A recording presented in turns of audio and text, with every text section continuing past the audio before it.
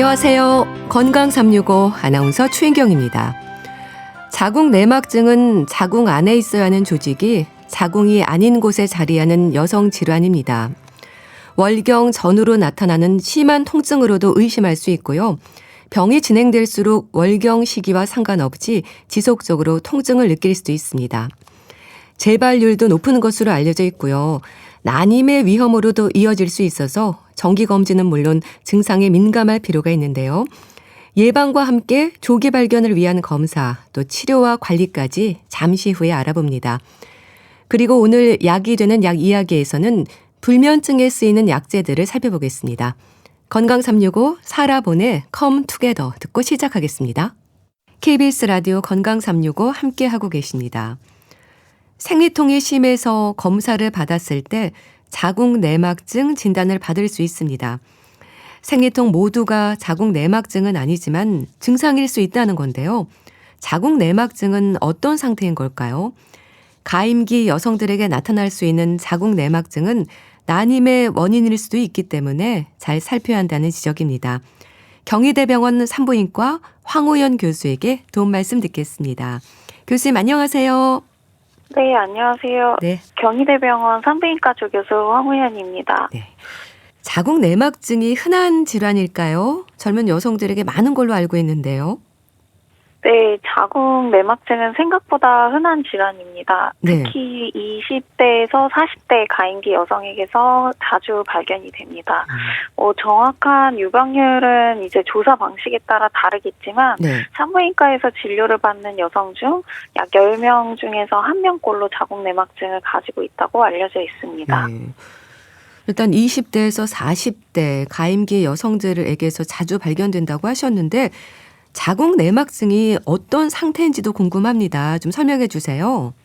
네, 보통 자궁 내막증이라는 이름만 들으면 자궁 안, 자궁 내막에 생기는 병이라고 오해하시는 분들이 굉장히 많습니다. 네. 하지만 실제로는 자궁 안에 있어야 할 자궁 내막 조직이 자궁이 아닌 다른 곳에서 자라는 질환을 말합니다. 그러니까 자궁 내막 조직이 자궁이 아닌 다른 곳에서 자란다는 게 얼른 이해가 되지 않는데요. 그러니까 난소나 다른 곳에도 생길 수 있다는 얘기인가요? 네, 자궁 내막 조직이 자궁이 아닌 다른 부위에 자라는 것이 이제 자궁 내막증의 핵심입니다. 네. 그래서 자궁 내막 조직은 난소라든지 복막, 나팔관은 물론이고 장이나 방광, 심지어는 드물게 폐나 배꼽처럼 네. 자궁과 전혀 관련이 없어 보이는 부위에서 발견이 되기도 합니다. 그렇군요. 그러니까 자궁 내막증이 20대에서 40대 가임기 여성들에게 흔한 질환이라고 하셨고 이 말씀하신 상태를 생각해 보면 난임의 위험을 높일 수 있다는 것도 짐작이 좀 되네요. 네, 맞습니다. 자궁 내막증은 난임의 중요한 원인 중에 하나입니다. 자궁 내막증이 생기면 난소나 나팔관 주위에 염증이나 유착이 생기기가 쉬운데요. 네. 이렇게 되면 이제 배란이나 수정, 착상 과정에 영향을 줄 수 있어서 임신이 어려워질 수도 있습니다. 그리고 이제 난소에 자궁 내막증이 생기면 난소 기능이 떨어지거나 아니면 난소 수술로 난소 조직 일부가 손상될 수 있어서 가임력에 영향을 줄 수 있습니다. 네.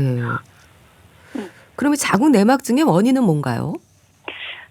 정확한 원인은 아직 명확히 밝혀진 건 아니지만 여러 가지 이론이 있습니다. 그래서 그중에 가장 잘 알려진 건 역행 월경 이론이라는 게 있는데 생리혈이 나팔관을 통해서 거꾸로 복강 안으로 흘러들어가면서 자궁 내막 세포가 다른 부위에 붙고 자라게 되는 것입니다. 또한 면역 기능의 이상이라든지 아니면 유전적인 요인 또는 여성 호르몬이 에스트로겐에 장기간 노출되는 환경도 자궁 내막증의 발생과 관련이 있다고 알려져 있습니다. 네. 여러 가지 원인을 얘기해 주셨는데 여성 호르몬 에스트로겐이 지적이 되는 건 그럼 초경이 빨라지고 결혼과 출산이 늦어지는 것도 문제가 될 수 있을까요? 네, 맞습니다. 예전에 비해서 이제 초경은 조금 빨라지는 추세이고 출산은 늦어지고 출산 횟수도 줄어들다 보니까 이제 여성들이 일생 동안 생리를 하는 기간이 이제 상대적으로 길어지고 아. 에스트로겐에 노출되는 시간도 늘어났습니다. 그래서 네. 이 에스트로겐이라는 여성 호르몬은 자궁내막 조직을 자라게 하는 역할을 하기 때문에 네. 이 호르몬에 이제 오랜 기간 노출이 많이 될수록 자궁내막증의 발생 위험도 이제 높아지는 것으로 보고되고 있고, 그래서 이제 아무래도 과거보다 요즘 여성들에게 자궁내막증이 더 자주 진단되는 이유 중에 하나로 이런 사회적인 변화도 지적되고 있습니다. 네.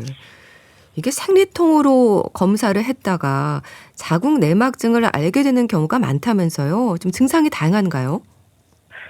네. 실제로 생리통이 너무 심해서 이제 병원을 왔다가 자궁내막증을 처음 알게 되는 경우도 많습니다. 네.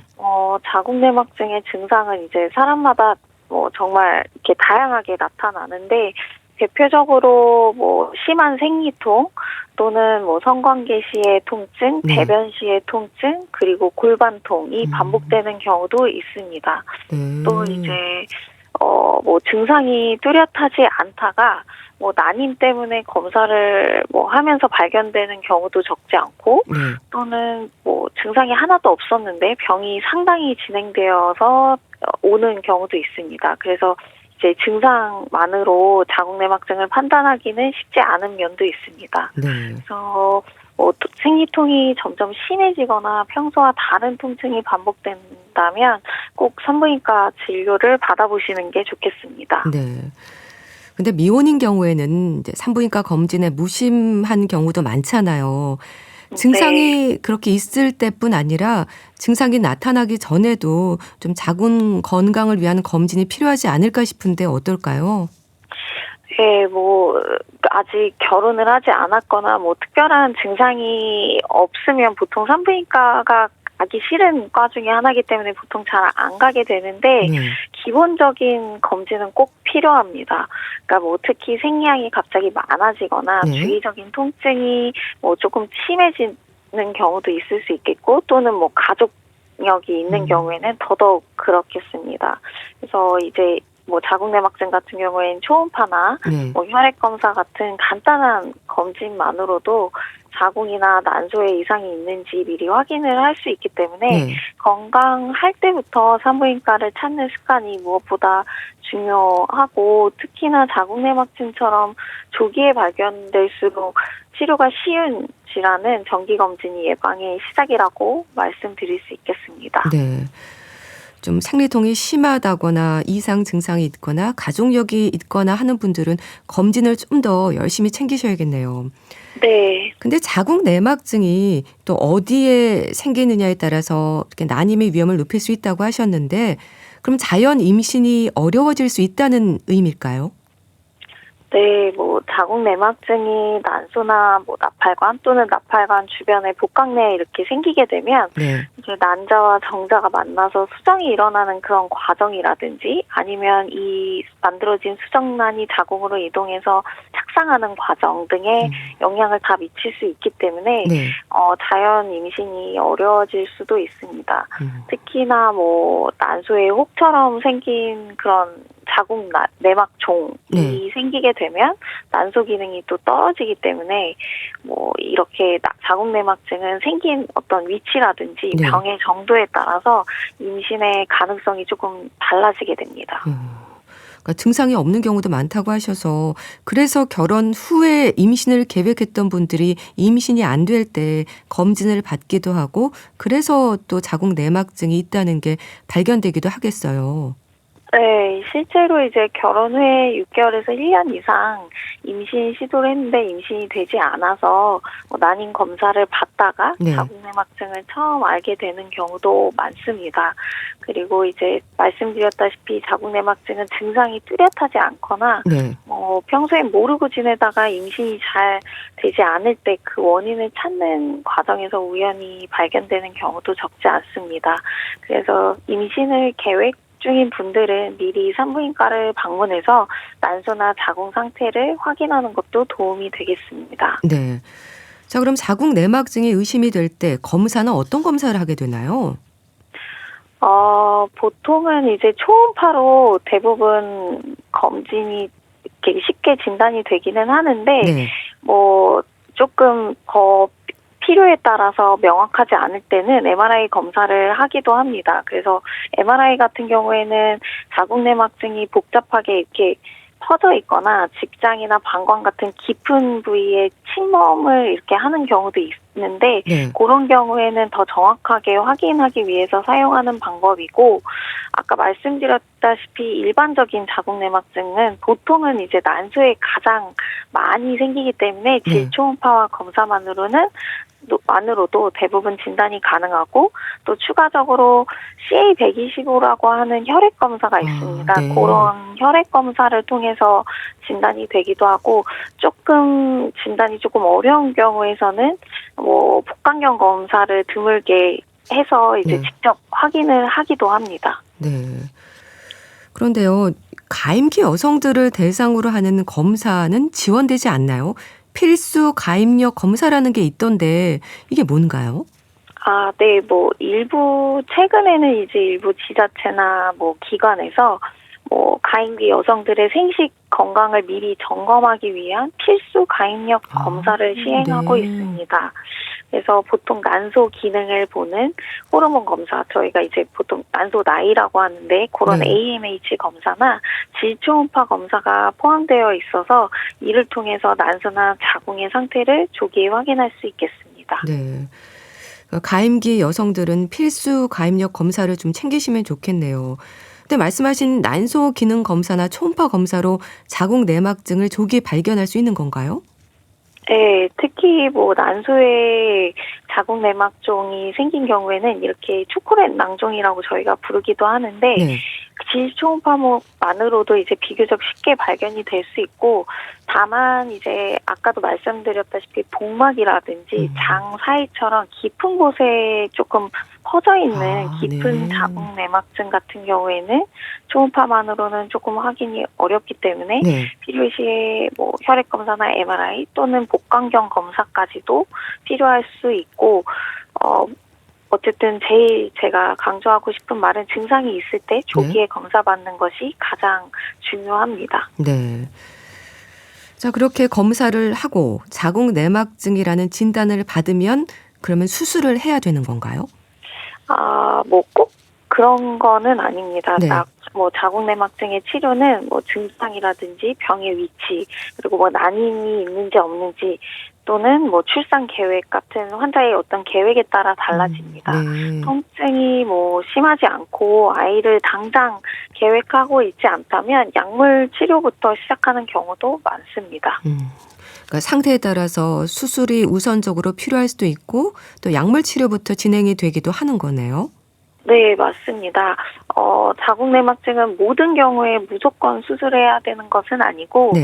치료는 증상의 뭐 어떤 정도라든지 위치, 임신 계획에 따라 달라지는데 뭐 예를 들어서 난소에 생긴 낭종이 크기가 굉장히 크거나 통증이 뭐 일상생활을 힘들게 한 정도로 심한 경우 또 임신이 어려운 경우엔 인데 이제 그 원인이 자궁 내막증으로 의심이 될 때는 수술을 먼저 고려하게 되고 네. 반대로 뭐 통증이 심하지 않고 아직 임신 계획이 없는 경우에는 네. 약물 치료부터 시작하는 경우가 많은데 뭐 대표적으로는 호르몬의 영향을 줄여서 병의 진행을 억제하는 치료인데 피임약이라든지 프로게스테론이 포함된 황체 호르몬 제제라는 것들이 있는데 네. 그런 약들이 사용이 됩니다.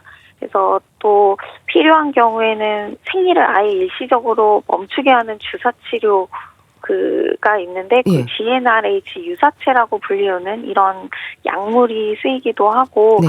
이런 약물을 쓰게 되면 여성 호르몬 분비가 억제돼서 자궁 내막 조직이 자라는 것을 막아주는 역할을 합니다.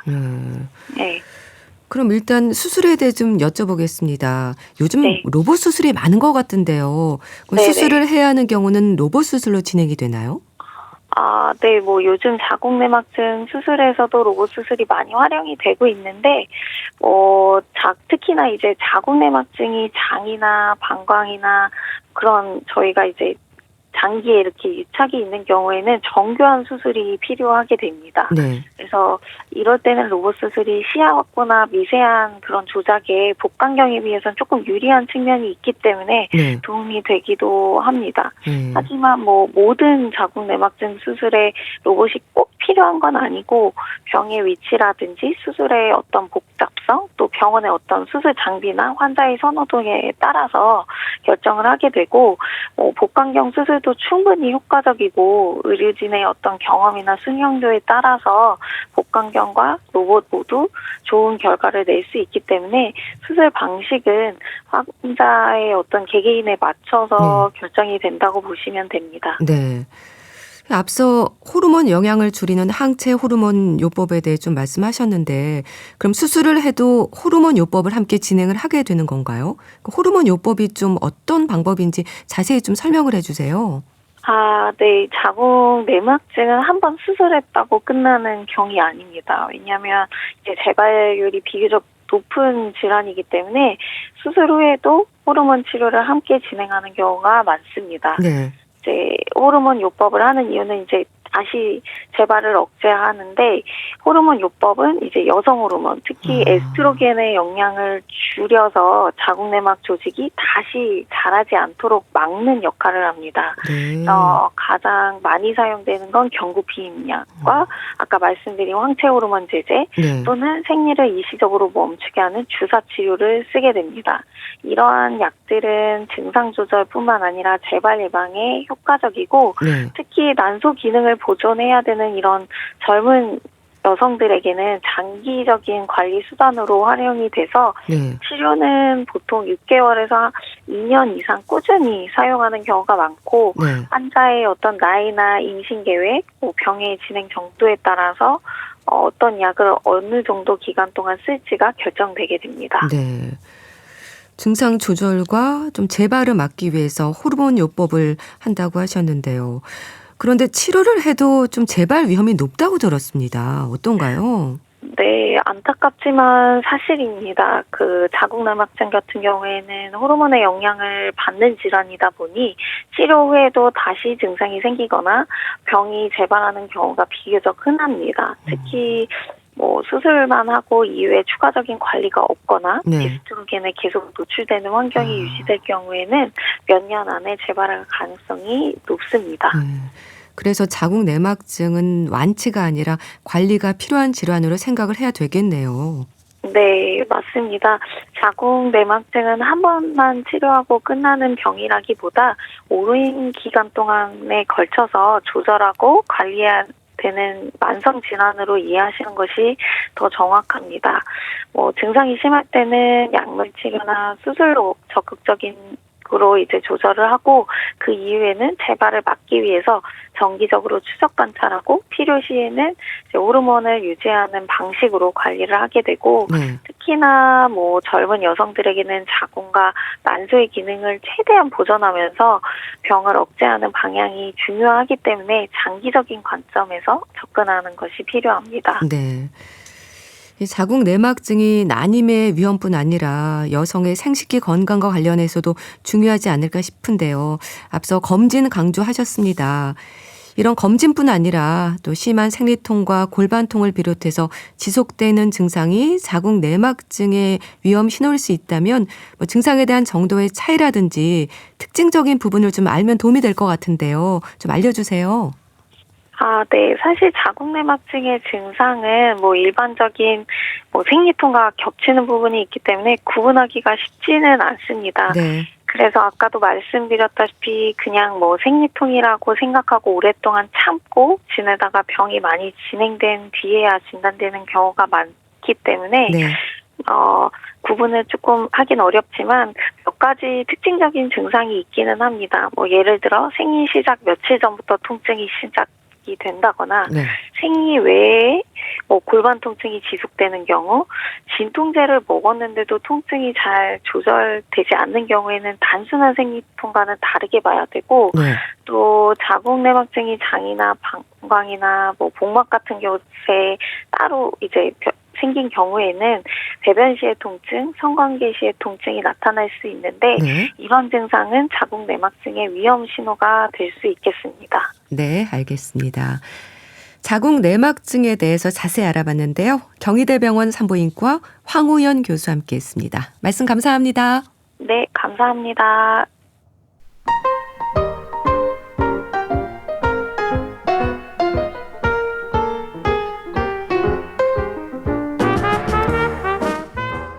건강한 하루의 시작.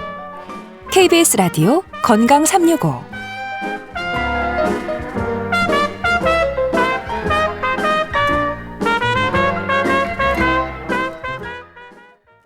KBS 라디오 건강 365 함께하고 계십니다.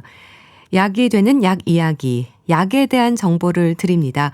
소비자 콘텐츠 연구소 이주영 소장 연결합니다. 안녕하세요. 네, 안녕하세요. 네. 소장님은 잠들기까지 얼마나 걸리세요? 제가요, 진짜 머리만 대면 아무 데서나 진짜 잘 잤었거든요. 네. 그런데 그게 어느 순간 바뀌더라고요.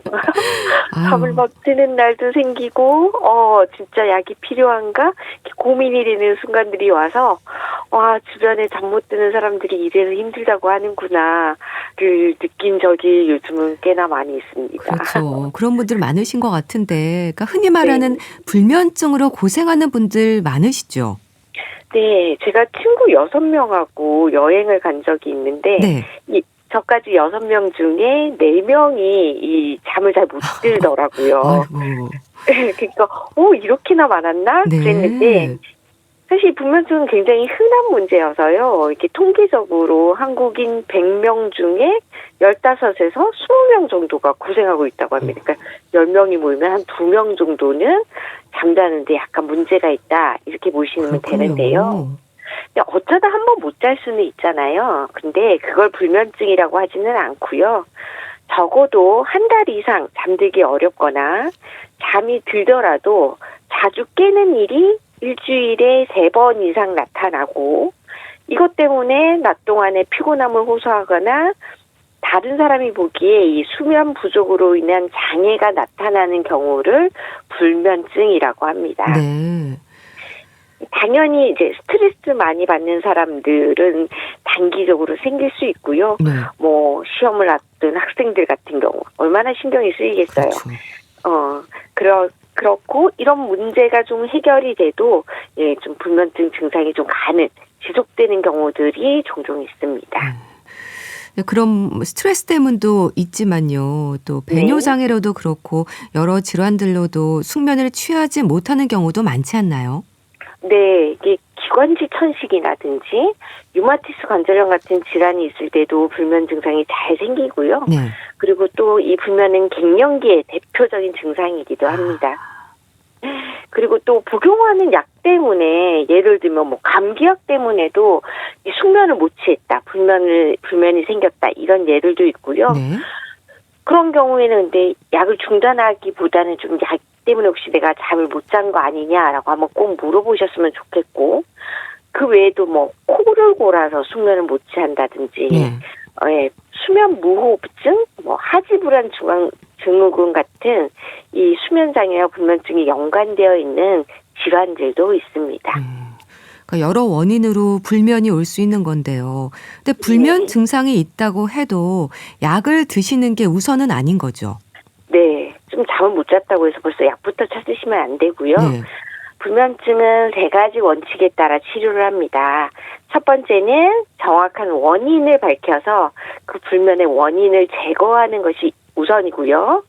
두 번째는 수면 환경, 내가 잠자는 환경을 쾌적하게 만들어서 잘 잠들 수 있도록 하는 거. 그리고 마지막으로 약물 치료를 이야기합니다. 네. 먼저 이 비약물 치료인 인지행동 치료가 우선적으로 권유되는데요. 한 5주에서 8주 정도 기간 동안 잠을 자는 시간을 조정하고 잠에 대한 집중적인 교육 그리고 훈련을 하는 방법인데요. 네. 이 치료 기간 동안 각 개인의 수면 패턴이 이렇게 자세하게 분석이 돼야 되기 때문에 수면 일지라고 합니다. 그래서 수면에 대한 기록을 꾸준히 하도록 합니다. 네. 요 인지행동 치료는 미국 및 유럽의 수면학회에서 이 만성불면증의 일자 치료로 제시될 만큼 효과를 인정받은 치료 방법입니다. 네. 그러니까 비약물적인 치료인 인지행동 치료가 우선적으로 권유가 된다고 이제 말씀하셨는데 인지행동 치료에 대해 좀 자세히 알려주세요. 네, 이 인지행동 치료는 불면에만 쓰는 건 아니고요. 우울증이나 불안장애, 외상후 스트레스 장애 등의 이런 증상들을 완화하는 것을 목표로 하는 심리적인 치료의 한 형태인데요. 그렇군요. 네, 이게 치료를 위해서 인지, 즉 생각을 바꾸고 행동을 바꾼다라는 뜻입니다. 그래서 이 불면에 대해서는 이 수면과 관련되어 있는 잘못된 생각, 행동을 교정하고 네. 수면의 질을 개선하는 방법인데요. 그래서 이 수면 문제의 원인을 찾기 위해서 설문지나 수면 일기를 작성하게 하고 네. 그리고 불면을 악화시키는 행동을 개선하기 위해서 그 수면에 도움이 되는 좋은 습관들을 자꾸 습관을 따라할 수 있도록 하는 것이 포함되어 있습니다. 인지행동 치료는 시간과 노력이 필요한 대신에 계속 일지도 써야 되고 자꾸 뭘 바꿔야 되고 하니까 노력이 필요한데 대신에 네. 약물 치료와 동일하거나 더 효과가 좋다라고 알려져 있고요. 그리고 이 치료가 끝난 뒤에도 효과가 지속되는 것이 훨씬 더 강력하고 네. 그리고 치료 종료 후에도 재발이 적은 치료법으로 알려져 있습니다. 그래서 혹시라도 이 비약물적 치료, 인지행동 치료로도 증상이 개선되지 않아서 네. 약을 복용하더라도 이 행동을 치료하는 방법을 동행해서 네. 같이 해야지만 약물에 대한 의존도를 낮출 수 있기 때문에 가장 기본이 된다라고 생각하시면 좋겠습니다. 네. 그럼 비약물적인 치료와 이제 약물 치료를 이제 동시에 시행하게 되는 것 같은데 네. 말씀 주신 약물이라고 하면 이제 수면제인 거죠. 근데 수면제와 수면 유도제가 있는데 어떤 차이가 있을까요? 네. 수면제보다는 보통 수면 유도제를 먼저 시도하시게 되는데요. 네. 왜냐하면 수면 유도제는 약국에서 처방전 없이 일반 약품으로 살 수 있기 때문에 일단 일시적이거나 수면 장애가 생기면 가장 먼저 아마 쉽게 접근하는 것이 이 수면 유도제입니다. 수면제와 차이는요. 수면제는 의사의 처방이 필요한 전문 의약품이고 네.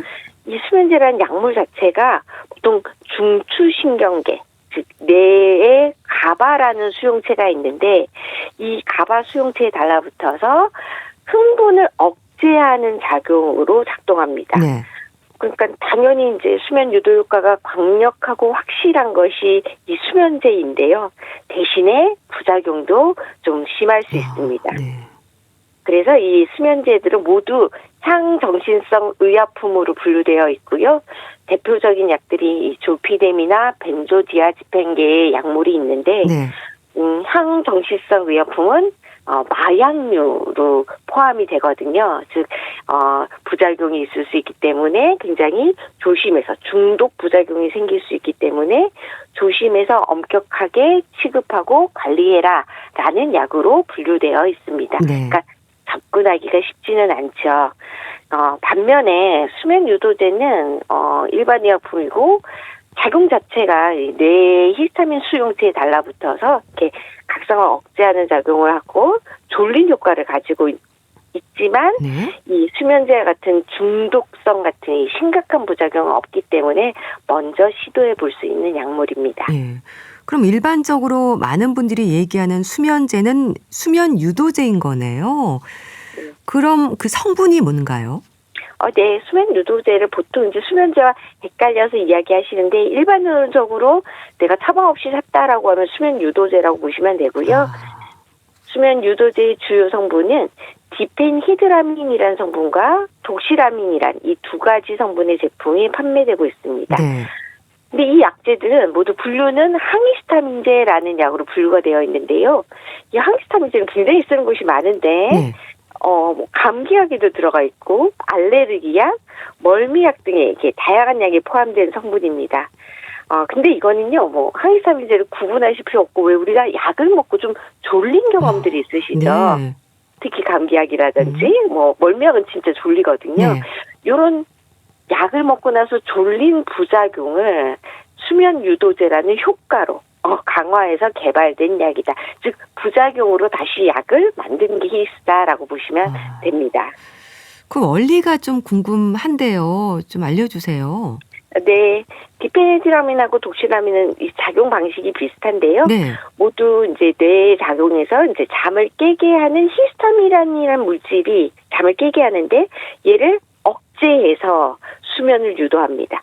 그러니까 쉽게 말해서 이제 뇌를 좀 졸리게 잠들게 만드는 건데요. 네.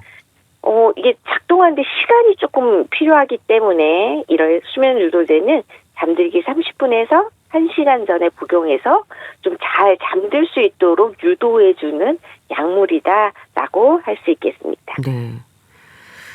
네, 수면 유도제는 이제 심각한 부작용은 없다고 하셨는데요. 그래도 약물이지 않습니까? 생길 수 있는 부작용은 어떻습니까? 네, 수면제보다는 상대적으로 안전하지만 역시 수면 유도제도 약이니까 부작용은 존재하는데요. 네. 제일 많이 호소하시는 게 이제 잠을 깨고 난 뒤에 아침에 일어나고 난 뒤에도 약간 몽롱하고 졸린 상태, 잠이 덜 깬 것 같아 이런 상태가 이어질 수 있습니다. 네. 이게 이유가 뭐냐면요. 디페니드라민의 반감기, 약은 몸 안에 들어와서 약 성분이 몸에서 대사돼서 나가는데 이 절반으로 떨어지는 시간을 반감기라고 하는데 네. 반감기가 지나면 이제 약물 효과가 딱 없어졌다라고 보통 이야기를 하는데 디페니드라민이 약 9시간 정도고요. 독시라민이 10시간에서 12시간 정도니까 사실 내가 자는 시간까지 생각을 했을 때 다음날 깼을 때 좀 멍한 상태가 지속될 수 있겠죠. 그렇군요. 이 뭐 잠 못 드는 고통과 비교하면 좀 이렇게 뭐 좀 아침에 좀 멍할 수 있지라고 생각할 수도 있지만 이렇게 늦잠을 자면 저녁에 잠을 잘 못 자는 것처럼 예. 오전에 에너지를 제대로 쓰지 못하면 또 야간 수면을 또 방해를 받거든요. 그러다 보면 이 수면 주기 전체가 깨지고 네. 이로 인해서 약을 계속 찾게 되는 이 악순환의 고리에 빠질 수 있기 때문에 약을 먹을 때 이제 내 몸의 반응을 보고 먹는 시간을 잘 조절해야 되는 것이 이런 약제입니다. 내성은 걱정하지 않아도 될까요? 네, 내성 생길 수 있습니다. 오래 쓰다 보면 이제 몸이 적응을 하게 되거든요, 네. 약에. 그리고 또 같은 효과를 얻으려면 복용량을 늘리게 될 수 있는데, 그래서 이 수면제 같은 경우에 중독 부작용이 있기 때문에 네. 최대 처방할 수 있는 일수가 정해져 있습니다. 4주, 28일 이상은 처방을 아예 못하게 막아놨는데요. 네. 이 수면 유도제는 그런 제재가 없잖아요. 그렇죠. 그리고 또 쉽게 살 수 있는 일반 의약품이라서 더 오래, 더 자주 쓸 가능성이 사실 있습니다. 네. 실제 약국에서 딱 특정한 제품을 지정해서 여러 통을 사가는 것을 좀 본 적이 있는데요. 그래서 항상 이 수면 유도제, 일반 의약품으로서의 수면 유도제를 쓰실 때는 2주 이상 사용하지 말 것을 권고해 드립니다. 네. 자주 쓸 가능성이 있기 때문에 이제 2주 이상 사용하지 말 걸 권고한다고 얘기를 하셨는데, 그런 부분들을 지키지 않거나 하면 수면 유도제의 경우에도 심각한 부작용이 생길 수 있는 건가요? 네. 오랜 기간 사용하면 당연히 내성에 대한 걱정을 하셔야 되고, 그리고 이 항히스타민제라고 그랬잖아요. 원래 출발점이 항히스타민제여서 네. 이 졸림 위에도 또 부작용이 있습니다. 뭐 맥박이 증가한다거나 변비가 생긴다거나 또는 구강 건조증, 입이 말라서 입에서 쇠맛이 난다. 뭐 이런 표현을 하세요. 단맛이 없다, 쓴맛이 난다, 쇠맛이 난다. 그런 표현을 하시더라고요. 이게 구강 건조증 때문에 생기는 거고, 또 배뇨장애, 소변이 나오는 걸 갖다 좀 덜 나오게 할 수 있습니다. 네. 그래서 만약에 이런 것과 관련된 질환, 예를 들어 뭐 천식이나 전립선 비대증, 그다음에 요로피색 환자는 애초에 사용하면 안 되고요. 네. 또 고령층이 이제 이 젊은 층보다는 아무래도 약의 대사 작용이 느릴 수 있잖아요. 그래서 다음날 아침에 멍해지는 숙취 효과라고도 표현을 하는데 네. 잠이 잘 안 깨거나 이 멍한 상태 또는 힘이 안 들어가는 상태 때문에 낙상이나 사고를 당할 위험이 훨씬 크기 커질 수 있습니다. 이런 부분도 특히 고령자인 경우에 수면 유도제를 먹을 때 조심해야 되는 점 중에 하나입니다. 네. 그런 만큼은 수면 유도제가 주는 장점을 잘 살려서 잘 사용해야 될 것 같은데요. 아무래도 안전을 위해서 지켜야 하는 부분들도 있겠죠. 네, 제가 몇 가지를 좀 알려드리면요. 네. 첫 번째는 이 수면 유도제를 만약에 처음 먹는다면 독시라민보다 방광기가 짧은 디펜히드라민 제제를 먼저 선택하는 것이 좋겠고요. 네. 이 디펜히드라민도 그 용량이 두 가지로 나옵니다. 25ml, 50ml. 그러면 먼저 당연히 적은 용량 25ml를 먼저 사용해 보시고 효과를 보셔서 용량을 늘리거나 또는 독시라민으로 바꾸거나 하시는 것을 권해드리고요. 네. 당연히 제가 2주 말씀드렸는데 이 수면 유도제를 2주 이상 계속 사용해야 된다. 이런 경우에는 좀 정확한 이 불면의 원인을 찾아야 됩니다. 그래서 뭐 병원을 방문하시거나 내가 왜 이런 불면이 생겼는지를 좀 수면 일지 같은 걸 좀 쓰시는 것이 좋고요. 네. 효과가 없는데도 그냥 이 약을 계속 먹거나 또는 이 약을 먹어야지만 잠이 들어라는 의존이 생기지 않도록 좀 잘 관찰을 해주셨으면 좋겠고요. 네. 그다음에 세 번째는 당연히 인지행동 개선 요법, 그렇죠? 수면 유도제를 쓰기 전에 또는 쓰는 중이라도 이 수면의 습관 개선을 위해서 노력을 하셔야 됩니다. 그래서 약에 의존하지 않고 스스로 잠들 수 있는 방법을 계속 찾아서 실천을 하실 것을 약과 더불어 반드시 행동을 하실 것을 권해드립니다. 네. 그렇게 약에 의존하기보다는 일단은 스스로 잠들기 위해서 노력을 해야 될 것 같은데요. 어떤 네. 방법이 좀 도움이 될까요? 저도 누가 옆에서 지적을 해서 알았는데요. 네. 잠을 잘 못 자, 수면이 별로 안 좋아라고 얘기를 하면서 제가 오후에도 계속 커피를 먹고 있었더라고요. 아, 예, 커피요. 네, 그래서 아니 너는 잠을 잘 못 잔다면서 왜 오후에 커피를 먹어? 라고 누가 얘기해줘서 아차 그렇구나라고 했는데요. 네. 이게 각성작용을 하는 커피나 담배 끊는 게 좋은데 네. 완전히 끊기는 어렵잖아요. 그래서 시간을 정하시면 좋겠어요. 예를 들어서는 이제 오후 4시 이후에는 커피를 안 먹겠다. 이렇게. 담배 같은 경우에는 1시간 전에는 안 피워야 되겠다. 이렇게 각성작용을 하는 것들을 혹시 내가 하고 있지 않는지 좀 네. 확인을 하시고요. 그 밖에 여러 가지 숙면을 위한 방법들이 있습니다. 네. 규칙적으로 운동하는 거, 그 다음에 침대에서 스마트폰 끄는 거. 네. 멀리 하시는 거, 그리고 조명을 어둡게 하거나 낮잠을 좀 안 자는 거. 요런 여러 가지 수면 습관들을 개선하면 숙면을 취하는데 큰 도움이 됩니다. 네. 그렇게 수면 습관 개선을 위해서 나름의 노력을 해야 될 것 같고요. 네. 그런데 또 수면 보조제, 수면 영양제 이런 여러 제품들도 있던데요. 이거 괜찮은 걸까요? 네. 시중에 굉장히 여러 가지 제품들이 이렇게 수면 관련해서 건강기능식품이죠. 수십 가지가 넘게 있더라고요. 네. 원료도 살펴보니까 뭐 한두 가지가 아니라 태아닌도 있고 무슨 꽃 추출물, 발레리안 추출물, 쌀겨 감태 추출물, 뭐 미강 주정 추출물 너무 다양하게 되어 있던데요. 네.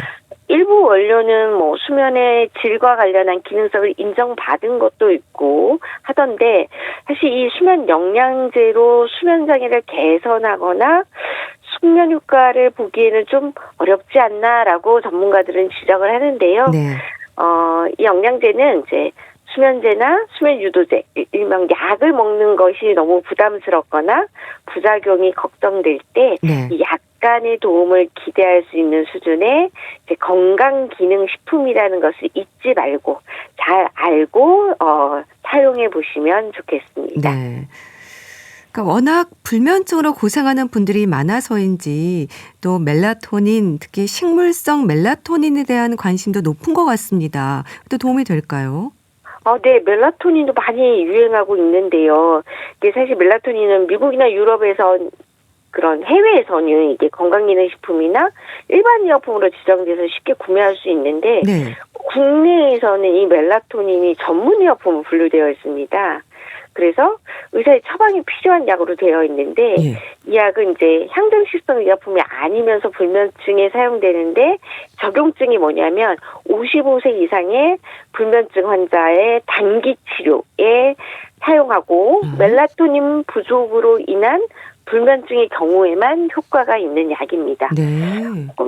멜라토닌 부족, 그러니까 이게 멜라토닌이 우리 몸에서 나오는 물질인데요. 네. 이게 세로토닌하고도 깊은 관계가 있습니다. 이게 낮 동안에 우리 망막으로 햇볕이 들어가면 우리 몸에서는 세로토닌을 만들어내거든요. 네. 그런데 이제 빛 정보가 사라지고 어두워졌다, 밤이 됐다라고 하면 이 세로토닌이 멜라토닌으로 바뀝니다. 즉 낮에 만들어진 세로토닌이 밤에 되면은 멜라토닌으로 전환되는 건데요. 아, 네. 그래서 이 멜라토닌은 해가 지는 저녁 7시에서 8시 사이에 올라가기 시작해서 새벽 2시에서 4시 사이에 가장 높은 농도를 유지하면서 숙면을 돕는 물질입니다. 네. 근데 이 멜라토닌이 10대 때는 굉장히 활발히 잘 나오다가 30대가 넘어가면 줄어들기 시작하고요. 5, 60대가 되면은 거의 절반 수준으로 떨어집니다. 그래서 요 멜라토닌이 부족해서 생기는 불면에는 네. 이 멜라토닌 약제를 처방할 수 있는 거죠. 그런데 최근에 이제 우리나라에 유행하고 있는 거는 이제 식물성 멜라토닌이 유행을 하고 있는데, 네. 요거는 전문의약품이 아니고요. 과체 가공품으로 분류되어 있어서 네. 온라인에서 쉽게 구매할 수는 있는데, 당연히 이제 일반 식품이니까 식약처의 어떤 허가를 받지는 않았고요. 그래서 이렇게 안정성과 기능성은 보장되지 않는다라고 보시면 되겠습니다. 네. 그럼 천연 멜라토닌에는 뭐가 있을까요? 네. 천연 멜라토닌으로 가장 유명한 식품은 체리인데요. 네, 모든 체리에 이게 많은 양의 멜라토닌이 들어가 있는 건 아니고요. 네. 특히 이제 타트 체리 품종의 함량이 높습니다. 그래서 이 타트 체리를 가공한 주스 같은 것이 나와 있는데, 이게 타트 체리 주스에는 좀 설탕이 많이 들어갈 수 있기 때문에 적당량 드시는 게 좋겠고요. 네. 그다음에 모든 견과류에 멜라토닌이 들어가 있지만 특히 피스타치오와 아몬드에 가장 많이 들어가 있습니다. 그래서 숙면에 도움이 되는 식품 하면 항상 아몬드가 나오는데요. 네. 이 견과류에는 이제 마그네슘도 풍부하게 들어가 있어서 마그네슘이 신경을 안정시켜줘서 숙면에 도움이 된다. 이렇게 보시면 되고요. 네. 또 자기 전에 우유 한 잔 마셔보라는 우유요? 이야기. 네. 예. 왜냐면 이 우유에도 이 멜라토닌 들어있는 음식 중에 하나여서 자기 전에 따끈한 우유 한 잔은 숙면에 도움이 될 수 있습니다. 바나나에도 멜라토닌뿐만 아니라 비타민 B나 마그네슘 이런 성분들이 풍부하게 들어가 있어서 바나나도 숙면에 도움이 되는 음식으로 소개되곤 합니다. 네, 알겠습니다.